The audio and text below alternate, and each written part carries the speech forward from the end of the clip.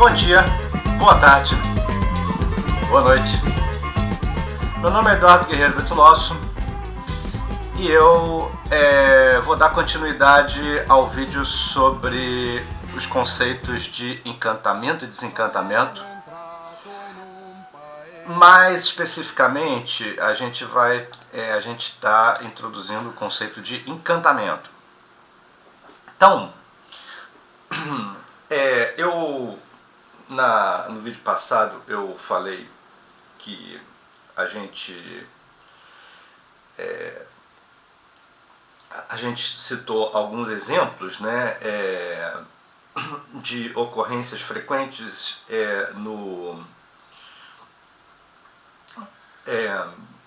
nas cerimônias, né, dos povos originários, como que o ritual leva a estados estáticos e determinados símbolos elementares. Mas agora a gente vai começar a explicar isso de maneira mais determinada. Tá? Não dá para a gente pensar como é a mentalidade do homem arcaico. Não tem como fazer isso senão primeiro negando aquilo que a gente é, como que a gente observa o mundo, como que a gente vê o mundo, né? Como que a gente vê o espaço em torno, né? E o Eliade começa dizendo por negativas mesmo, né? Quer dizer, o mundo ele não é nem opaco, ele não é inerte, ele não é sem objetivo, ele não é sem significação. Por que ele está dizendo isso? Vamos pensar assim, como que um físico observa o universo, né? O que ele vê no universo? Se ele descobre o Big Bang, né? O Big Bang não necessariamente é feito a descoberta do Big Bang não é feita para dar um sentido para a existência, né? Ou a descoberta dos multiversos, entendeu? Ou a descoberta da variedade de universos que existe no mundo, ou a descoberta da antimatéria, ou da energia escura. Nada disso tem um propósito, não existe um objetivo específico do universo, né?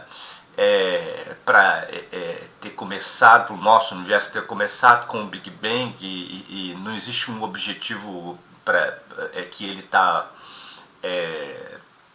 percorrendo para chegar ao final, né, e acontecer alguma coisa. Assim, não existe um sentido. O mundo não tem nada a nos dizer quando se descobre alguma coisa sobre ele. É basicamente isso, né? O espaço, o nosso espaço ele é homogêneo. Se alguém comprar um terreno, né, pode fazer o que quiser com ele, né? Tem aquela parte lá, você pode dividir geometricamente, né, e construir alguma coisa aqui, construir outra coisa ali, que deixa um jardim, que deixa um espaço não sei para quê, né, tudo pensado de uma maneira utilitária, né. Mas o espaço do homem religioso ele não é homogêneo, ele não pode ser dividido geometricamente, ele não é mudo, não é opaco, não é inerte, não é sem objetivo e não é sem significação, né? O universo ele não é feito apenas de um conjunto de fórmulas matemáticas, né? Como é o caso, né, da física. Assim, a física ela procura explicar o universo a partir da adequação que as fórmulas matemáticas têm em relação aos dados observados. Né? O universo ele não é feito apenas com esses elementos. Né? Quer dizer, o olhar do sujeito arcaico para todos os objetos e componentes do mundo não é utilitário e nem meramente físico. Né? Tem alguma coisa a mais lá, tem alguma coisa que anima, né, esses elementos. Né? Para o homem arcaico, o cosmos ele vive e fala. Né?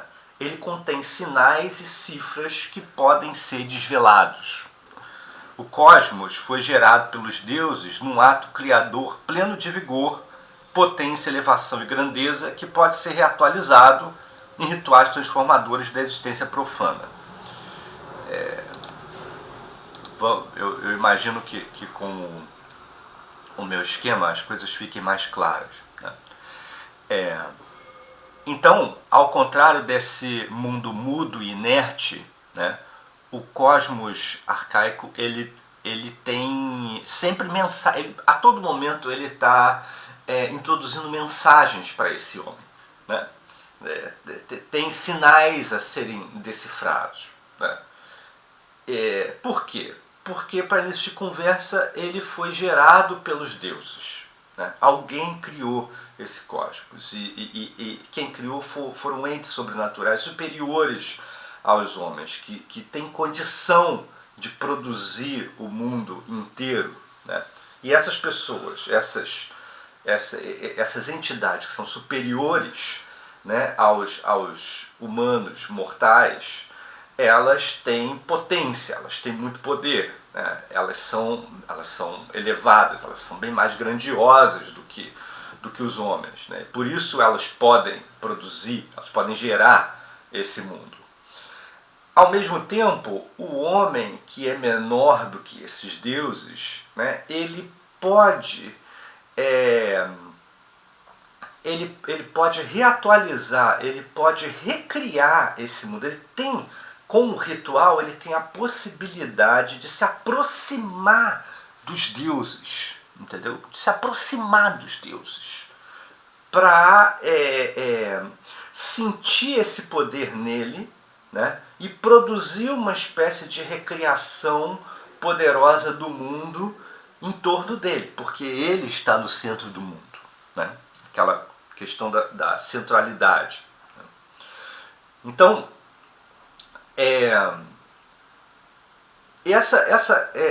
essa ritualização ela é feita com rituais transformadores, né?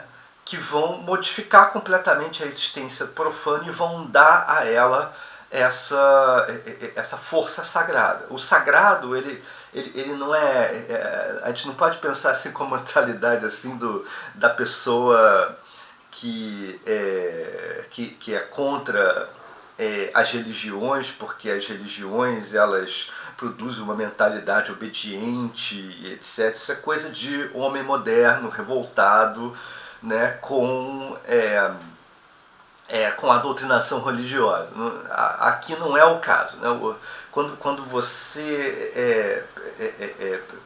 o homem arcaico busca o sagrado, ele busca o sagrado para sentir esse poder mágico aflorando, entendeu, na sua vida usualmente profana. Né? Então o sagrado ele é um empoderador. A gente pode colocar dessa maneira. Né? Ele não assim uma coisa feita só para você servir e etc. Entendeu? Uma vez que você produz os rituais, você obedeça aos rituais necessários, esse ritual ele vai te dar poder. Né? O ritual, no final das contas, ele é uma espécie de grande ato mágico. Né? Também pode se colocar dessa maneira. Né? Bem, e qual o objetivo desses rituais? Que são revigoradores, né? Eles repetem, eles retomam essa geração do mundo. Né? Eles promovem cura, Eles curam, né? Eles criam uma sensação de renascimento, né? Eles purificam, eles santificam as coisas, né? Isto é, o ser humano pode se reaproximar dos deuses, né? E redescobrir o fundo sagrado da estrutura cósmica a partir de significados simbólicos basilares. Relações de semelhança iniciais. Então, os rituais servem para você retomar, né, você retomar o fundo sagrado, né, do cosmos. Basicamente essa a função do ritual.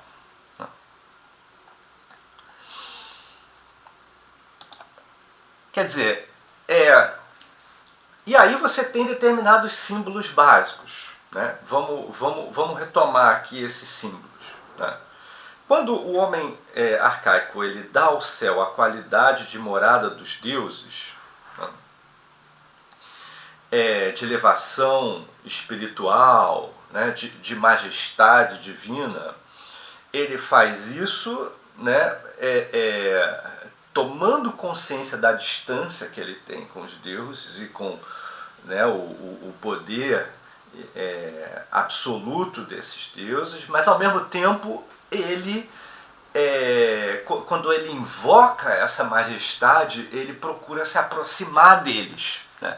Então quando ele concebe, né, da maneira correta a magnificência do céu, né, ele consegue se aproximar dele também, né?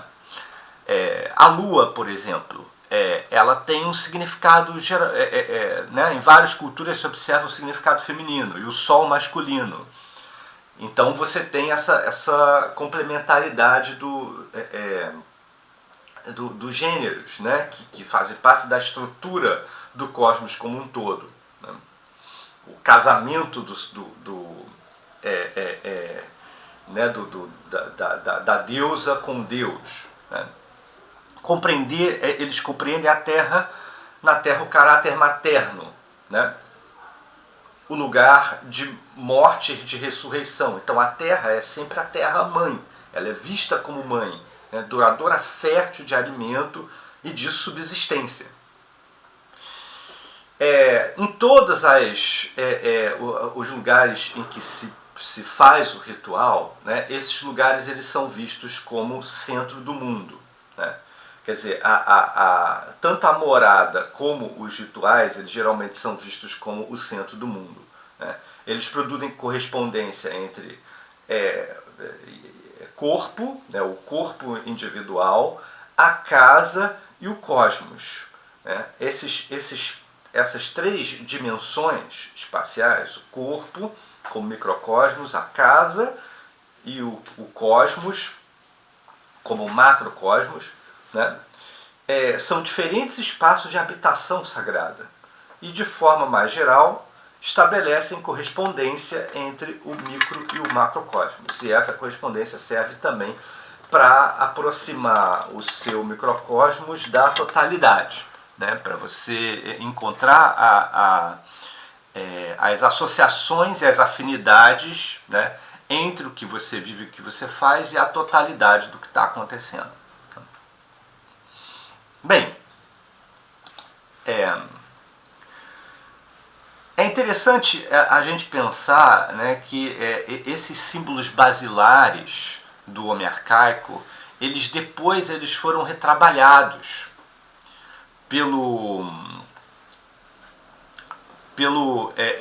por doutrinas posteriores, né, que produziram um sistema mais complexificado dessas homologias, né? De qualquer maneira, elas tiveram como base essa estrutura do simbolismo fundamental arcaico. Quando eu digo esses doutrinas posteriores, né, eu estou dizendo muito especial a antiguidade tardia, né? Aquele período mais ou menos entre o século III e o século IV, V, VI, VII, né? a gente observa assim que no Império Romano, ou nos períodos finais do Império Romano, você tem a convivência de diversas etnias e diversas culturas nas grandes cidades do Império. A cidade que mais produziu uma riqueza de contato foi Alexandria, né? Você já tinha a herança egípcia lá, você tem vários gregos convivendo com romanos, com persas, com judeus, né? Enfim, você tem uma variedade de pessoas, né? Convivendo no mesmo espaço e trocando ideias, né? Você tem a produção da grande biblioteca, né? Então você tem um registro também desses saberes, e uma vez tendo esse registro escrito, os filósofos eles começam a comparar essas diferentes formulações religiosas e de pensamento, e começam a produzir novas sínteses, né? Então você tem ordens religiosas e agrupamentos filosóficos produzindo novas doutrinas a partir dessas diferentes religiões, né? Então você tem o corpus hermeticum, né?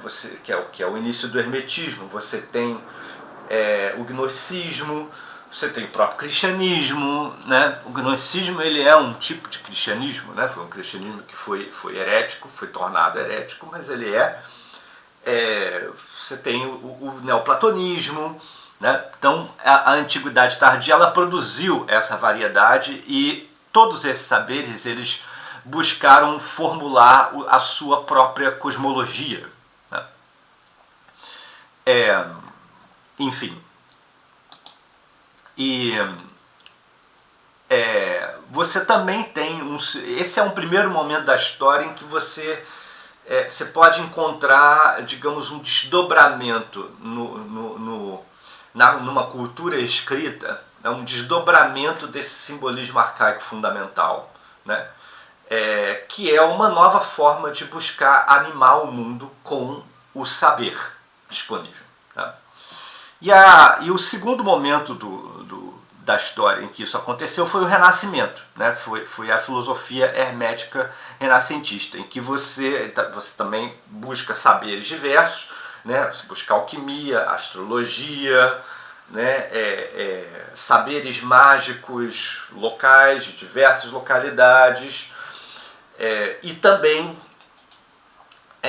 numerologia, né? Quer dizer, numerologia é um tipo de matemática, mas é uma matemática simbólica, né?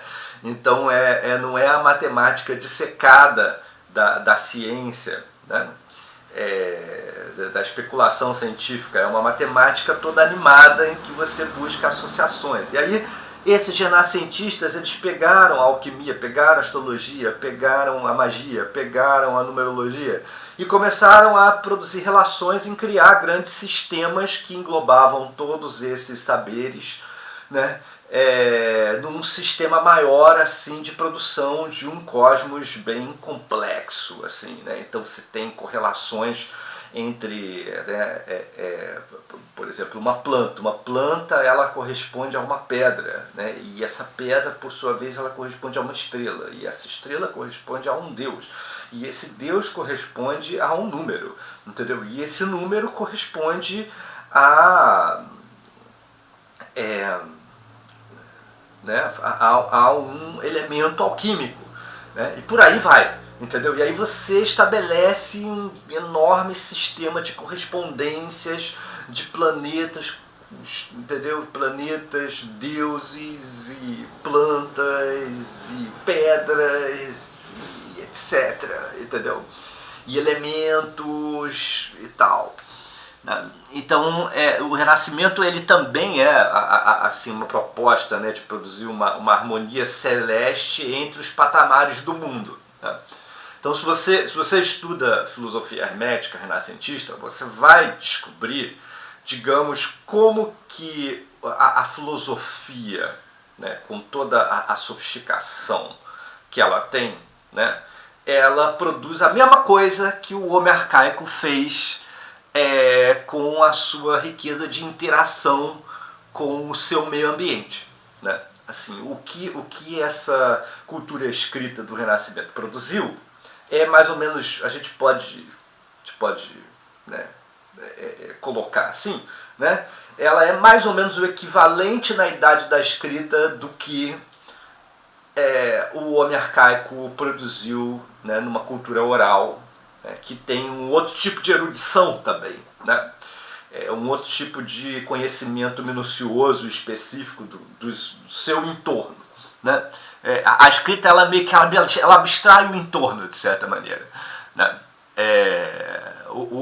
A cultura oral, ela produz o seu conhecimento sempre em ligação íntima com o seu entorno, né? Por isso que é um absurdo colocar, retirar os índios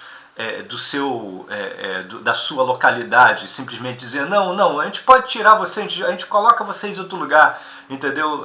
Isso é um completo absurdo, assim, isso destrói, né, todo uma cultura milenar que foi feita a partir daquela localidade ou localidades semelhantes que foram habitadas e pensadas de maneira semelhante àquela localidade que eles estão, né? Então não dá para você chegar e tirar os índios daquele lugar, né? É um desenraizamento, né?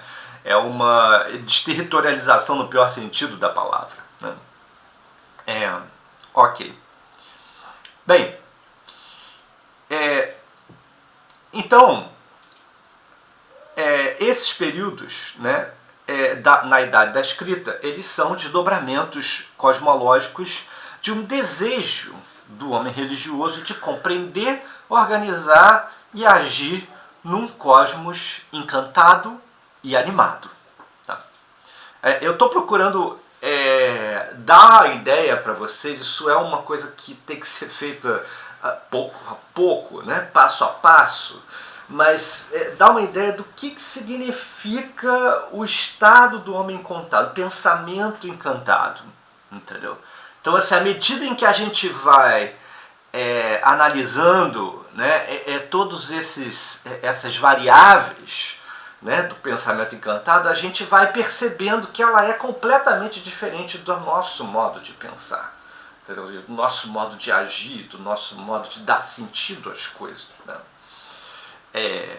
Enfim. Segundo o Eliade, tais homologações antropocósmicas, né? Eu estou me referindo especialmente a essa correspondência entre o corpo, a casa e o cosmos, né? Então, nessas homologações antropocósmicas, se comprova que o homem religioso vive num mundo aberto. É essa a ideia de mundo aberto, né? Em que tudo o que existe em torno influencia sensitivamente a existência a todo instante e em todo lugar. Tá? Em que há uma comunicação intensa entre a intencionalidade humana, tá?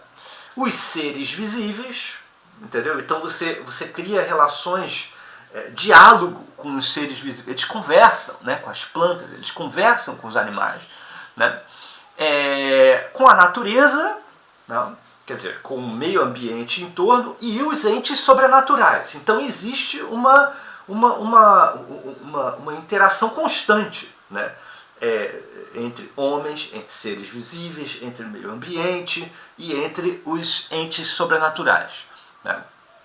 É interessante lembrar que o Philippe Descolat, quando ele fala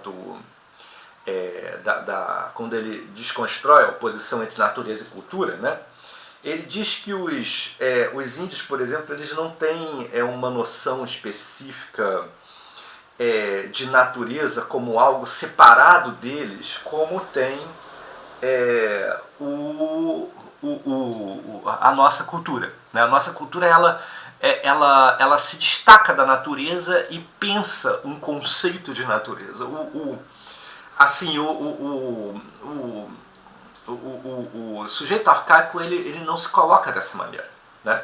Ele não tem um conceito de natureza e, portanto, ele não vai diferenciar a natureza da cultura dele, né? A cultura ela está dentro da natureza, a natureza ela está dentro da cultura, né? Então não tem como produzir essa separação, justamente porque existe essa integração constante, né, entre o espiritual, o natural, né, os animais, as plantas, entendeu? O espaço, o tempo, né? Existe essa integração constante.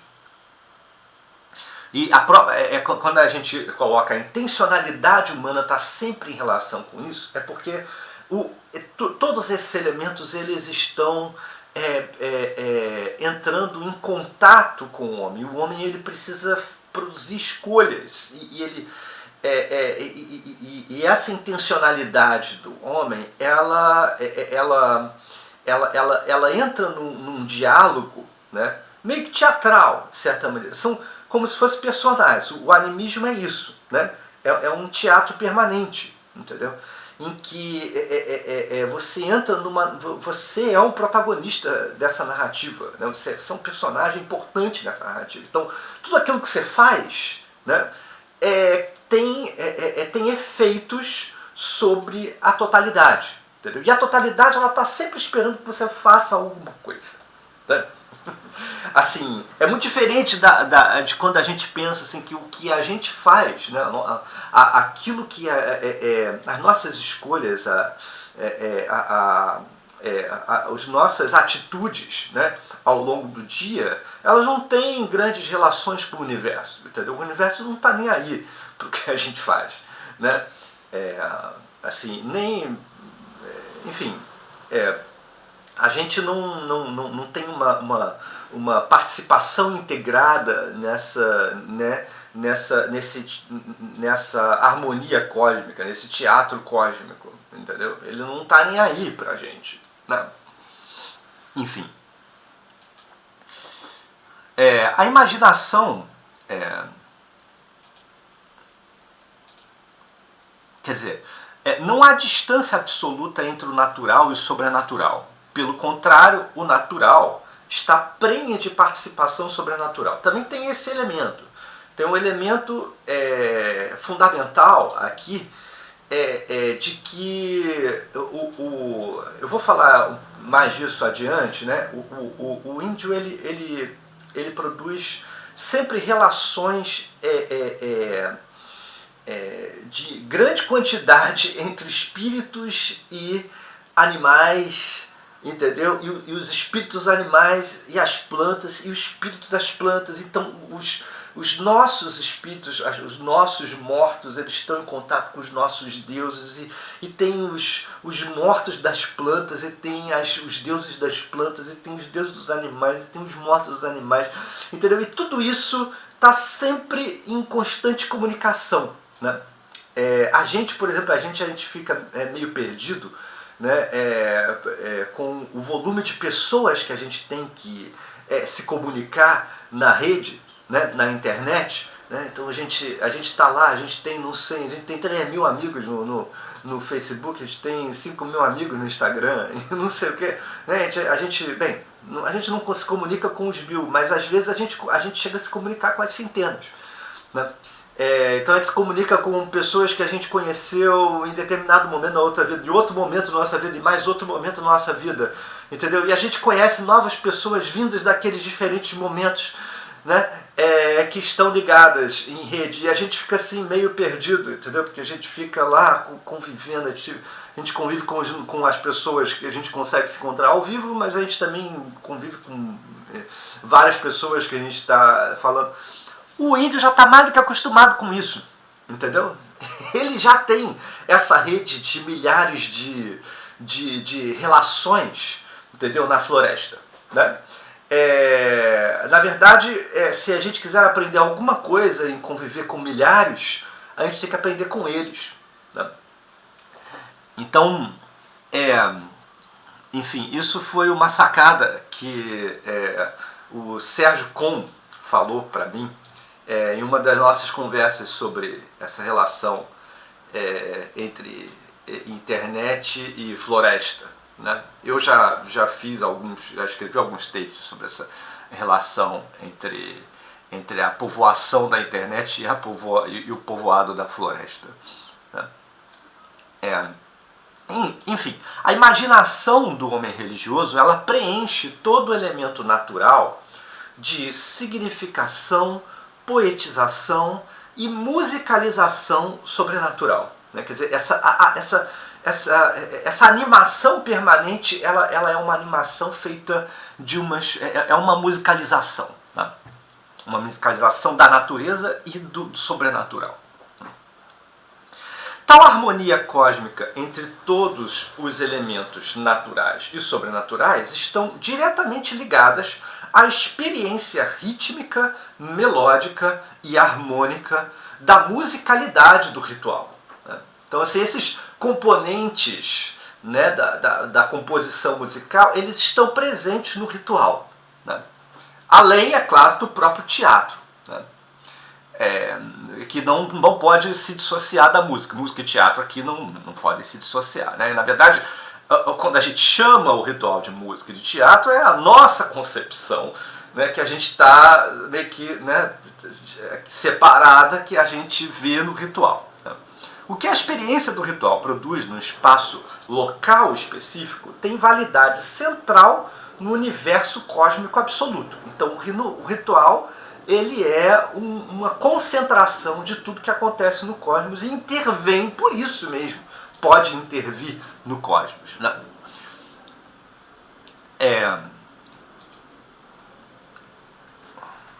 Enfim. A gente pode ficar por aqui por enquanto. A gente já falou desses vários elementos. No próximo vídeo a gente vai concluir todos esses componentes, né, que logicamente a gente tem que pensar como separados, mas depois de pensar como separados a gente tem que reunir, né? E aí depois a gente ainda vai falar alguma coisa sobre a questão da imitação dos animais e da linguagem secreta espiritual. Muito obrigado, curte aí, valeu!